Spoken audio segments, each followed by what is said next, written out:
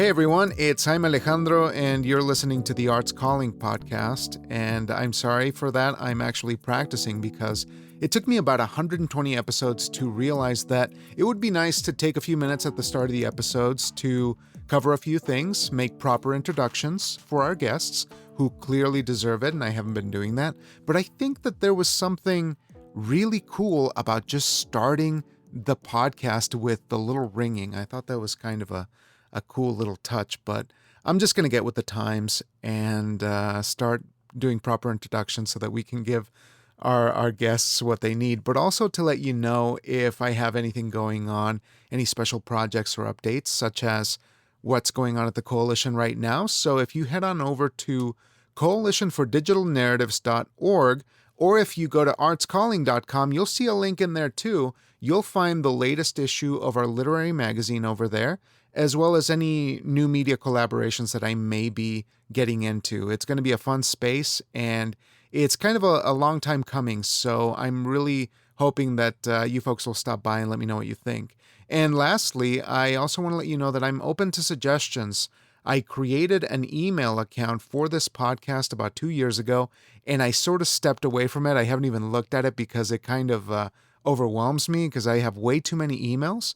But hey, if you want to air your grievances, share any suggestions about the podcast, or even what you thought about an episode, that would really, really make my day, and I would love to hear from you. So shoot me an email over at artscallingpodcast@gmail.com. That is artscallingpodcast@gmail.com. And I really look forward to hearing from you because, as you know, this podcast is one of the highlights of my creative life, and I just can't wait to see where this goes. And I can't wait to hear from you. So let me give our guest a proper introduction this time around. Cathy Shields writes about parenting, disabilities, and self-discovery. She is a retired educator with a Master's of Education in Exceptional Education. Her experience includes networking and dealing with children and families of persons with disabilities. Cathy and her husband reside in Miami, Florida, where they raised 3 grown daughters. They kayak, ride bikes, hike in the Everglades, and visit the 2 grandchildren who live nearby. For more info, please visit kathyshieldswriter.com. And with that said, let's give her a call.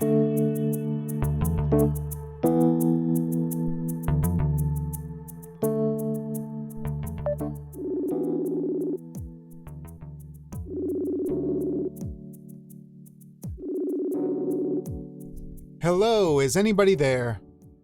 Can you hear me? I can hear you. Oh, yes, I can. I think we're good to go. Let me make sure that I have my face on. Hi, how are you doing? Good morning. Hey, Cathy, thank you so much for taking the time to do this. I'm thrilled to get to talk to you this afternoon or morning, as we were saying just now. Where are you at? I'm on the East Coast in Miami, Florida. Okay, I see. So it's a kind of probably a hot afternoon then, if that's the case over in Florida? It's been hot and rainy and humid. Okay. That describes Florida. Yeah. So you've been over there for a while? Has that been home for a while? Dad has been home for the last 40 years. Prior to that, I lived in Seattle. Okay. Wonderful. So let's take a look at The Shape of Normal, a memoir of motherhood, disability, and embracing a different kind of perfect. I wanted to start there because this is such an evocative title, and it brings out so much of what your perspective is. And so for a little bit of context, would you mind giving us a sense of what this work is about? Basically, I created this book because I felt tortured. And so basically the book is about me being a suburban mother in the 1980s. I had a toddler, she was 3, and I was pregnant for the second time with twins. And I imagined that I was going to have this perfect life ahead of me, and everything was going to be the way I expected it to be, except the universe had other plans. And I explored the intense denial and my devotion to my daughters. I had 3 daughters by the time those twins were born. And I struggled to face challenges after my daughter was diagnosed with cerebral palsy and later severe cognitive disabilities. And I was not convinced that she was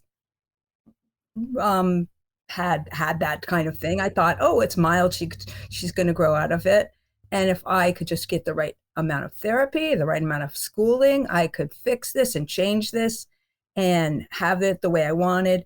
And I realized toward the end of the book, I figure out that I'm not supposed to be changing her. It's me who needed to change.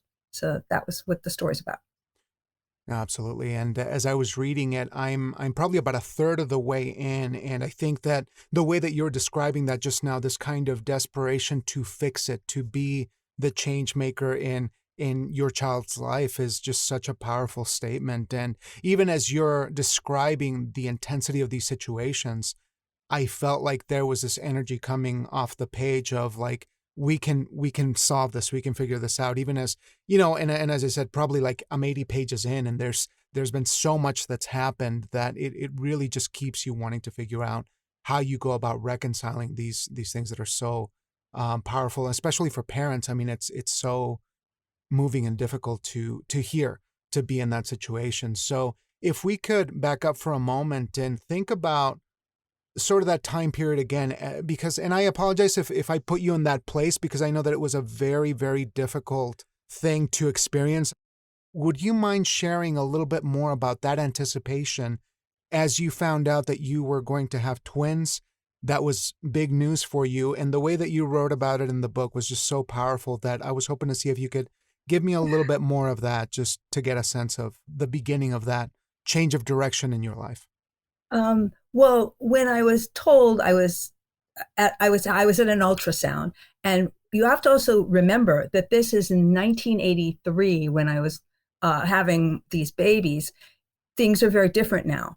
They did ultrasounds, but the the images weren't as clear as they are now. I mean, I wouldn't didn't even know the sex of the babies until they were born. Um, so it was a real shock to hear the ultrasound technician going, "Oh, look, there's two," and I just didn't. That's not what I had in mind. I hadn't expected that. My first pregnancy with my first child was really traumatic, and I was like, "Oh my God, here we go again," and I'm gonna have trouble. Which no, I didn't. It turns out the pregnancy was perfectly normal. Everything was great. Um, but it was shocking to hear that, and I was very frightened. But my husband said, "Well, we always wanted three kids, so here we go. We're gonna have three kids now." And so it seemed like, okay, okay, I can handle this. This is great. And everything went smoothly throughout the pregnancy. Most of the time, the only thing I felt was I was hungry all the time, like ravenous and tired, tired. And I think that's expected with twins. And they also said you have to lie down, you have to have bed rest.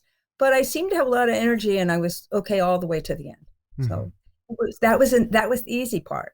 Yeah, yeah. And so, in terms of the emotional status of yourself when you were on the other end of that experience of finally having the twins with you in those first couple of years, these were massive times in your life, and the way that you describe them in the work is just, there's a lot coming at you. So can you tell me a little bit about finding that sort of strength to push through? Because I think in the early pages I read a lot of sort of a need to find an understanding of the situation.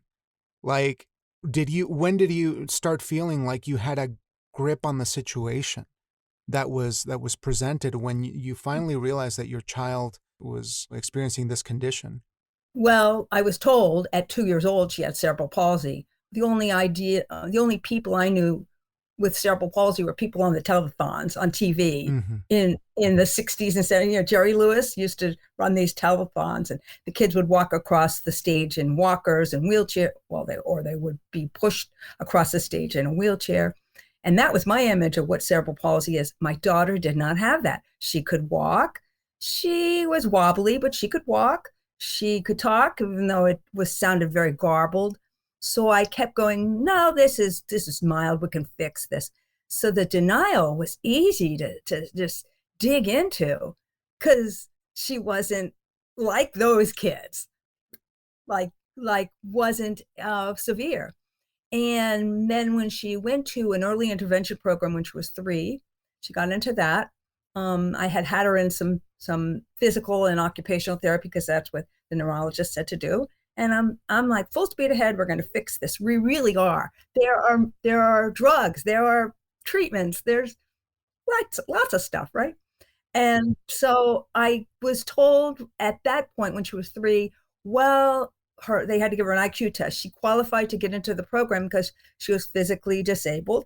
And, she had the diagnosis of cerebral palsy. So we had to have an IQ test. And for 3-year-old children, it's not really that accurate and reliable. Older children test out and you can really figure out what their IQ is going to be. So they said, okay, her IQ is borderline. Mm. I think they used the word borderline. I think I said in my book it was borderline. Maybe they said borderline retarded because those were the words that they used It's their terminology, in that era.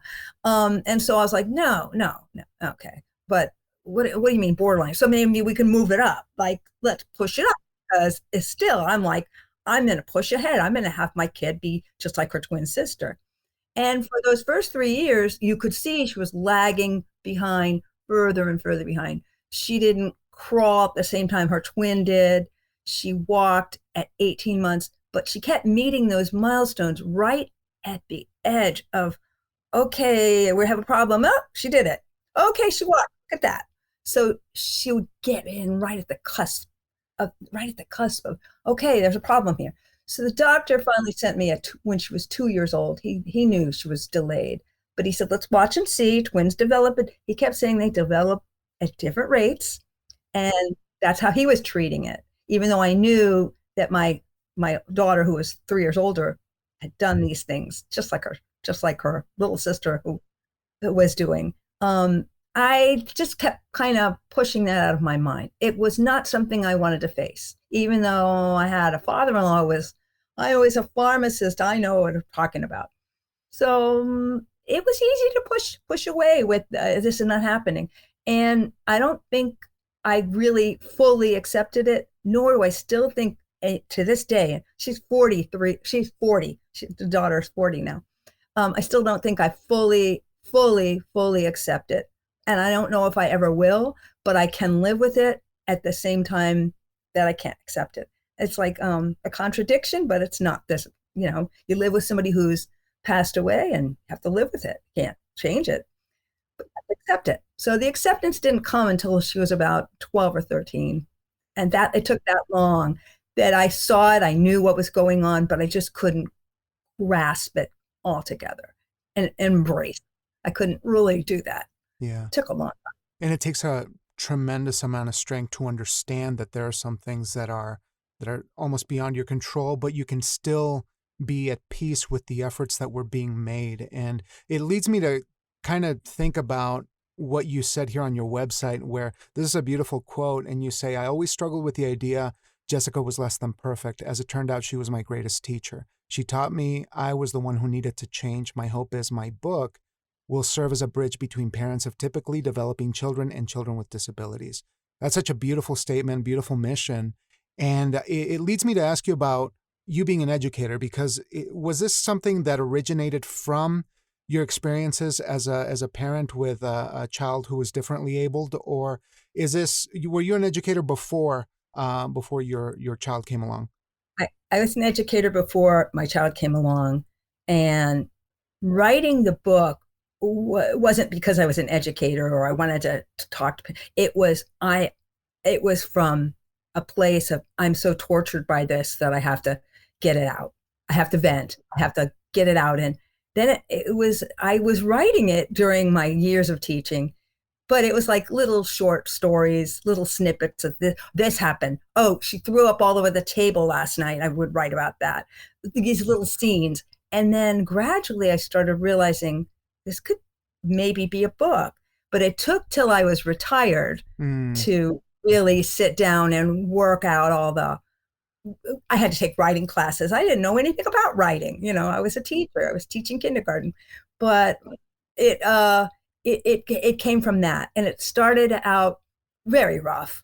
And, I think I wrote the book for the last 5 or 6 years, actually, was really working on it that long. And then I finally, did the editing and all that stuff, got an editor, and getting it published. Yeah. No, and that must Amazing. be a phenomenal feeling to have this sort of be a culmination I imagine the things that you've experienced, but also things that you've learned. And I think that's the powerful thing about this work. It's very humane, very personal, but you're passing on things that I imagine you didn't know at the time or you wish that you had when you first started out, because it seemed like the Wild West, like nobody cared back in the 80s, right? Like the Right. terminology was different, it was crass and maybe could you share a little bit more about that education and where that gap is, in Um, progression? well, if she were born today, things would be look quite different. She would have had a lot earlier intervention before she was two. Um, and and when she was born, she's born, she was the firstborn, and they needed to give her some oxygen. But they kind of blew it off like, oh, it was just a little bit of oxygen. She's fine. No follow up. No IC, no NICU unit. Nothing like that. She was fine. Off you go. They were more worried about the other baby because she had a high bilirubin level. Um, and later we found out that there was a twin to twin transfusion Mm, that somehow that happened, and that's why the other one got more volume of blood and this one got less, and that's why she needed some oxygen. And it was never really clear exactly. Like I went back and looked at the records, but it was vague. But if she were born today, as I said, there would be a lot more intervention. And from the get go, from the moment she was born, you wouldn't have just said, oh, she had a little oxygen. She's okay now. An APGAR score is the score they give a newborn to figure out how they're doing. And it was, I think it was a 8 or a 9 acceptable level. And so there was no more concern about her until as we saw her developing and realized there was some problems. Uh, did you ask me if that was hard? Yeah, it Well, was I hard. guess, yeah, absolutely. But more than I think you kind of covered it. The idea that so much change has occurred over time in terms of understanding a lot of these ailments and conditions, because back then it just seemed like at least the examples that you gave me, the anecdotes of the doctors and the conversations you had were very dismissive. They weren't as attentive as you would imagine somebody who's going through a crisis would need, like it just seemed really off-putting, and I can't imagine that feeling of you being in those rooms. Um, yeah, when I was first writing the book, a lot of the criticism I received was you make the doctors all to be the bad guys. And I think I was really angry. But looking back, I realized that they were working with what they knowledge they had at that time, and they Mhm. weren't the bad guys. They were all doing the best they could. Um, and at one point, when I had seen my obstetrician like a few years later, again for the annual. I said something about my daughter has cerebral palsy, and he kind of froze. Like, I think he thought maybe I was going to sue him, and it Mm, never occurred to me yeah, sue him. It was just this is what happened, and this is what I'm going to have to live with. But I remember that feeling of everything going cold and silence. yeah. Like he suddenly felt like, oh, this isn't a mutual conversation. This is a me being defensive, and I've become the enemy in some Hmm. respects. Yeah, Yeah, yeah, he got quiet. So it's I forgive everybody. No, but it was some of the things could have been done a little differently, but they used that language hmm, in that time, and it sounds brutal, but that's what it was. yeah, People were hearing that. yeah. So moving forward to the book itself and the way that it came together, you mentioned that when you started writing, you weren't too comfortable perhaps with like story structure or any of these things. So how do you assemble these patches of story, of personal experience, of really emotional things out into the world as a manuscript? Like what's your feeling on that when you're putting together what you're calling a manuscript? Like what does that look like as you're working on it? If you could kind of put me in that situation when you were putting this together. I guess I started with like a rough outline of we're going to have this time period between when she was born to when she, well, I don't want to give the ending away, Yeah, but yeah. But to a oh, reasonable amount of to time. a certain age. Um, so that was the time period I was going to work with. Mm, Um, and then I was I was just trying to use many of the short story and anecdotes I had about the in the book. And then I realized I wanted it was easier for me to write it in chronological order, Mhm. not just pull out bits and pieces, but write it in a chronological order. That sequence worked for me. Um, and I started out with a scene that completely changed later as I kept getting it edited and worked on it with beta readers and other people that would help me.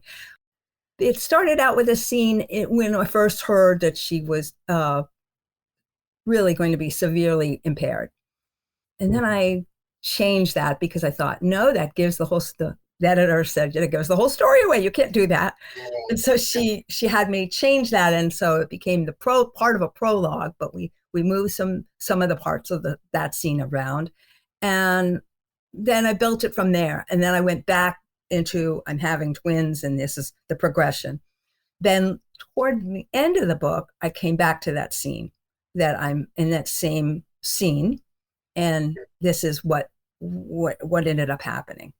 So I developed it like that. It was easier, as I said, staying with the sequence, the chronological sequence, that seemed to work the best for me. Yeah. Were there some memories that you felt like maybe you had buried or put away that you weren't considering to include in the book? Or were you feeling pretty transparent about the whole thing? Or were there some moments that you hesitated to share? It's interesting, but I was like, I don't, it was like pulling off all your clothes and being naked. I was like, I don't care. I'm, I'm, I'm from the 50s, 60s. They were hippie, everybody was like doing that. Yeah. So that was my attitude of what's the difference? I don't care. And yeah, there were some things I was like a little ashamed of, but I thought, well, that's powerful. People need to hear that. People need to see all the bad stuff, the things that were challenged me so much, because that's going to make this story really resonate for other people that are probably going through the same things, but they don't want to admit it. Nobody wants to admit, oh, I did this thing, or I yelled at my kid, or I spanked them, or nobody wants to show their bad side. But I thought it's got to be all those parts. And so I guess I will, naive. I'm naive. So it was just sort of, I'm going to write this. And that's been my approach to life, kind of, is a naiveness. And that's probably why I was like in such, uh, had such ability to Mm-hmm. remain in denial for such a long time. Mm-hmm. Yeah, and I have to say that one of the most powerful moments that I've read so far in the story was this moment right after you were told these news, and then you ended the section by saying that it's almost like you felt that you had done everything right, and now you were looking somebody to blame other than yourself, like you were looking to escape that. And that was such a vulnerable, powerful, like moving moment that I looked at my wife and I was like, I can't imagine this is just like complete honesty. And I thought it kind of drives the point home of what you were saying, because it takes a lot of strength to do that. But even though, of course, this was not your fault, this was nobody's fault, but I think that it takes a very, very strong constitution to be able to say that openly and allow other people to put themselves in that situation. And I was Mm-hmm. just really taken with it. But I was reading some moments in the book about your relationship with your own mother and how that sort of painted, or at least colored, some of those early interactions and added a bit more to the frustration that you may have been experiencing. And I wonder if, how you feel about that relationship now, because I clearly only have like a little sliver of that sort of those exchanges. But yeah, I'm curious how you feel about your mom, and, before versus My now. mom. Yeah. She's gonna. I think she's the start of my next book, because I really want to explore what made my mother the kind of person she was. She was a woman who grew up in the South, the only Jewish family in a town full of in Marion, Arkansas. Um, and so I think when she finally grew up and was an adult, she never went back. I mean, maybe we visited the cousins there and they still live there. Maybe we visited them once or twice. barely Okay. knew them because she just didn't seem to want to go back there. So I think it colored the way she looked at things and how she looked at the world. And she was very formal and very concerned about her appearances and very concerned about how what people thought. And it was hard.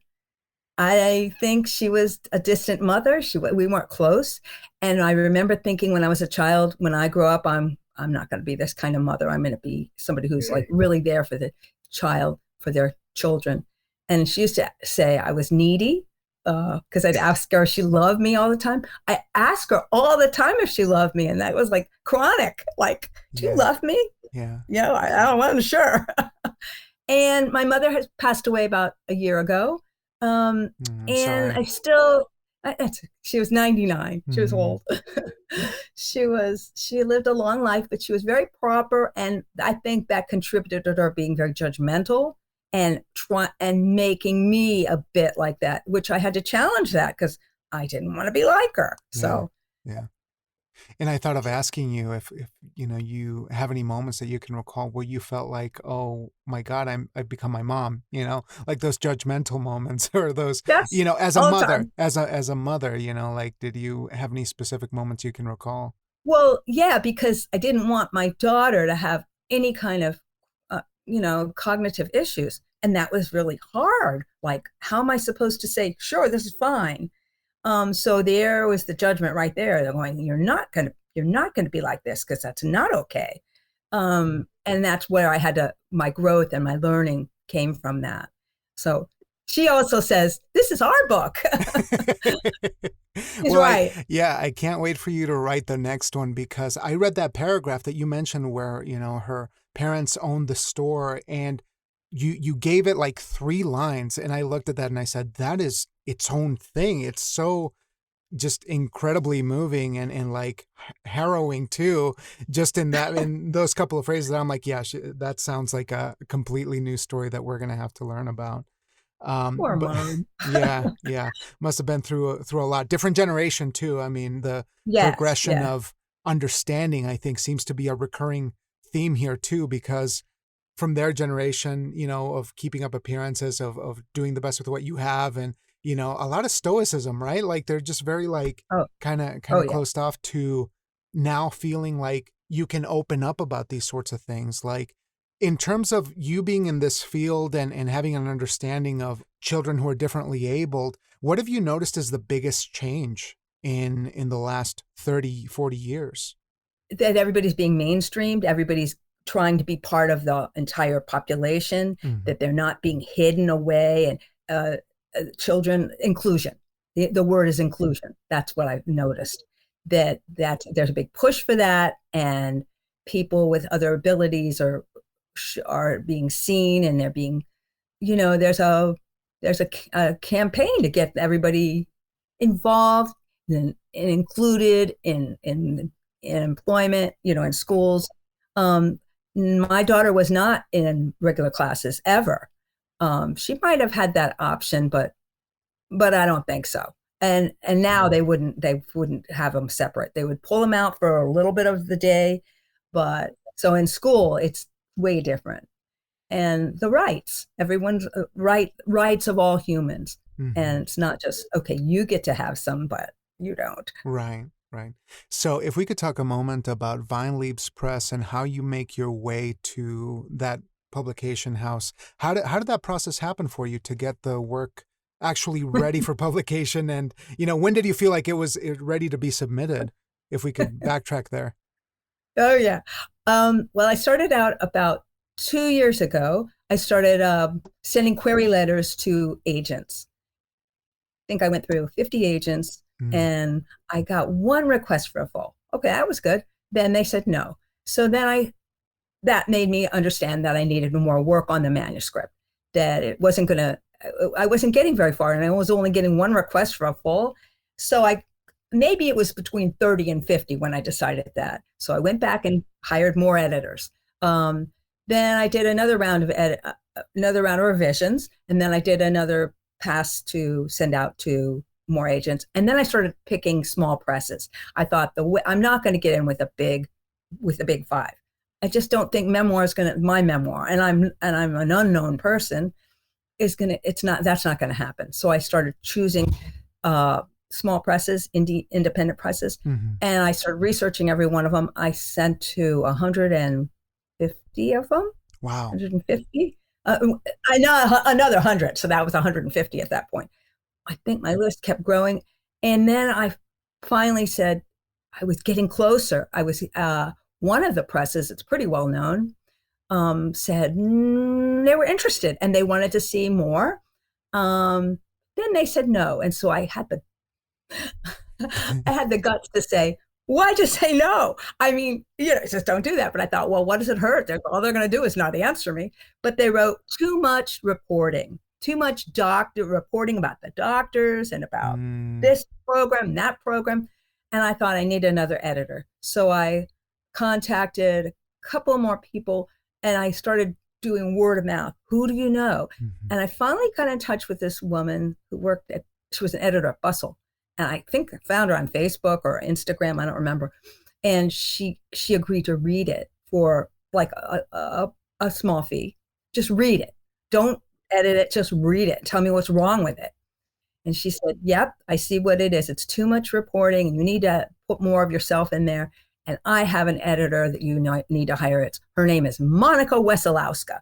And she's expensive, but she's good. And she has a book out about a difficult subject about losing a child, and contact her. I contact her and she was like double the price that I'd been paying for editors. Mm. And the older daughter said, you have to do it, Mom. You have to do it. I'll pay for it for your birthday. I'll pay for it. And it was, I didn't know it was going to be 3 rounds of editing, but the first round of editing, she paid for it. And it was like, wow, she got my story and she was cutting things like left and right. She cut 20,000 words. It was an wow. 80,000. She cut 20,000 words. And I thought, she just cut my book in half and it's growing. No, I'm just pruning to make room for new stuff. And I agreed. I thought, well, I'm all in. I'm diving in. This is my last shot at this. If this is going to happen, I have to go with however many edits she says I have to, however many rounds of edits. And I think we ended up doing 3 rounds of edits until she finally said, yep, it's ready. And then I sent it to 10 presses and I got 2 requests. And the last minute, Vinely has had it and another place had it. And I got a request from the other place. And then I said to Vinely, can you let me know? Because I have to tell them the answer. Mm-hmm. And they said, well, yes, we like it. We want it. And then I said, I think they're a bigger press. I think it's going to be better going with them. Even though I had to wait a year, they answered me March of 2022. And my book is coming out November 2023. And I thought, I think it's worth it. It's hard to wait, but wait, I waited this long. And I was like over the top. I love them. They are great. And I think they've done a fabulous job working on getting my book ready. And I'm very happy I waited. It was hard to wait, though. Yeah. And I was going to ask you, I mean, in those low points, because I think it's useful for people to hear these stories of how does one lift themselves up when you feel like you're in the dark point of this process and you don't think you're going to see the light of day. You've seen how many editors or you've submitted it, 100+ times. Can you share those types of moments, or was there a moment that you remember of that process where you felt like, I'm not going to do this anymore. This is taking up too much. No, I'm too stubborn. I'm too stubborn. Like stubborn with my daughter. I mean, I've gotten her a lot further than I think she ever would have been if I hadn't been stubborn with her. And I was just stubborn. No, I'm going to do this. And I didn't want to self-publish. I had about 6 offers to do a hybrid publishing where you pay them to publish. And I was tempted, but I thought if it's not written well enough for somebody to say yes, then I need to keep working on revising it. And I'm not going to give up. I'll just keep learning how to write better. And that's what I did. I just thought if it's written well enough, somebody will take it. And I'm not giving up. And I'm not lazy. I will persist at doing this. And that's what it was. It was persistence. And it was hard. It was hard to turn it over again. So I'm curious of two things right now. Let me see if I can remember them right, both of them. But the first one being the family as a second perspective to the project. Did they have any input? Did they take a look at the manuscript, or was it strictly you with blinders on, just trying to get your perspective out and be faithful to that first and foremost? Um, well, at the beginning, I wasn't sure if I should use their names, first of all. And then I asked them, Mm, and they said, the older daughter said, well, then I'll be famous, if I'm in your book. So that was a yes. And then the other one said, okay, you can use my name. Um, they are adults now. So they were good about, I mean, I told some stories about what they did when they were teenagers and mhm. some of the difficulties, but they support me. I guess I turned out to be a really good mother because all of them live nearby, right within a mile. Oh, So that's amazing. they all yeah, they all live near here. So they're very proud of me. They're very glad I did this, and I had their support. And I asked them over and over, is this okay? And I'm going to talk about this, and I want to make sure you're okay with that.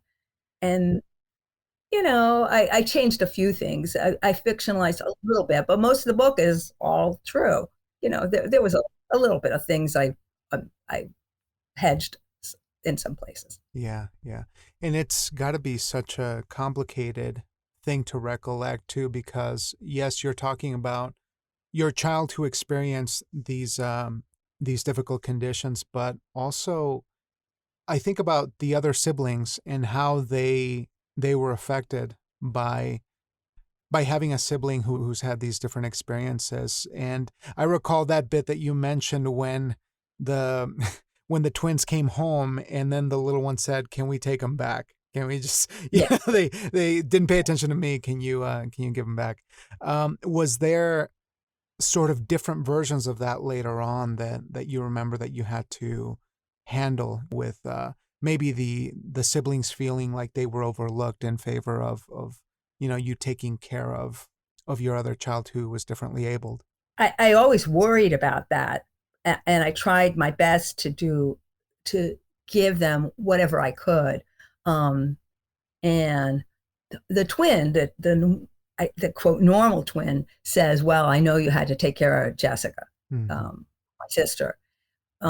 She might have some resentment, but what was I supposed to do? I did it the best I could, and I think that the proof that I did a good job is, as I said, they live right near here. Yeah, So yeah. they and they're devoted, and they're good. They're good with her. And I took them to the things they needed to go to, and I had support of my mother-in-law. Hmm. She lived down the street. So she was always helping out Mm. and always telling me, no, take Jessica to this therapy, and I'll take the girls to wherever they had to go. If they had to go to cheerleading, or they went to taekwondo, they went to a lot of different activities. Everybody was going all over the place, but I had a lot of support that way. Hmm. No, that's wonderful to hear. She seemed like a very kind person, your mother-in-law, who was able to step in. There's a lot of history there, but I got a couple more questions to be mindful of your time. But I wanted to ask you what is on the horizon here in terms of family life, and what are you looking to do now with the next memoir that you're looking to write? If we could elaborate a little bit more, because you gave me some inklings there in the beginning. Well, I've been so busy with getting this one out into the world that I played with some short stories that I think could turn into maybe some of the first chapters about about my Hmm. mother, and how she often, when I was a kid, she reminded me, I thought she was the Wicked Witch. And it was terrible that I thought that. And then I felt guilty about that. But I think that's something interesting to explore, how women and their mothers feel about each other, and the Hmm. generational things we pass on. Yeah. Uh, the the generally, I don't want to say trauma. There wasn't really trauma, but the emotional baggage that we carry, Yeah. um, from one generation to the next. That's what I want to explore. Hmm. And so, but first I got to launch this book and see how it goes. But meanwhile, I'm taking more writing classes, and working on more short stories. I have written a couple of companion pieces to go with the book, but Mm, I think that's enough of that. And it's time to start thinking about, well, what's, like you said, what's my next project? But yeah, yeah. that's what I'm going to do. So, what are some things that have made a difference in the way that you write? What are some I guess I want to say like I don't want to say tips and tricks, but maybe some things that you picked up along the way that have made a difference in your writing recently? I think listening to the critiques and not arguing and saying, no, no, you're wrong. Or I see a lot of people doing it when they're first starting out. They get defensive. They don't want, oh, my writing, my stories. I used to say that. My daughter said, you used to show me stuff. And I was like, no, you're not doing this right. She goes, you've become such a much better writer. Mm, And it was, I started listening to the criticism, and I took a lot of writing classes, and I keep saying to myself, it's not about writing another book or writing another story. It's about learning how to write better and making the reader feel what I'm trying to make them feel, and putting myself in their head, not in my head. Because I often write about me and what I think and I feel, and my husband goes, nobody wants to hear what you think, what you feel. But I understand I want to deliver something that other people can feel. Oh yeah, I feel the same way, and have that experience. I think that the most influential thing I've done is like taking lots of classes with quality people, mm, and being in writing groups, and then reading your stuff to them and hearing what they how they take it. mm-hmm. Yeah.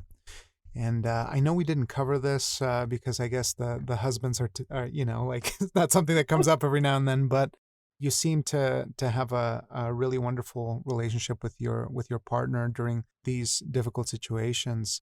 What is it that you two look back on together as something that you were able to overcome during this time? I mean, I'm mostly selfishly curious, you know, because as a husband, I want to be a good husband. So, what makes a good husband? You know, what has made this successful for you?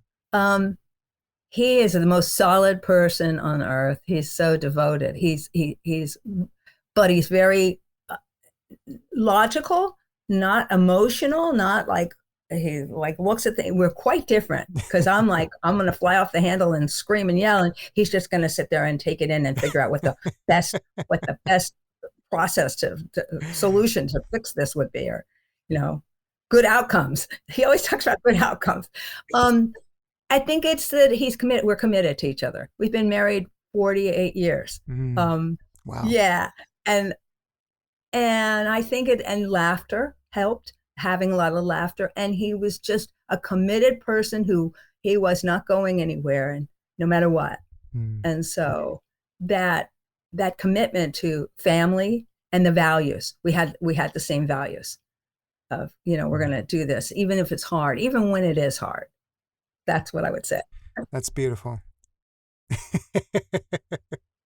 So, lastly, I'm curious if there's something that you're reading right now or experiencing, whether it's like a book or music or media, something like that, that is inspiring you to stay creative, to write some more. Is there something like that going on in your life right now?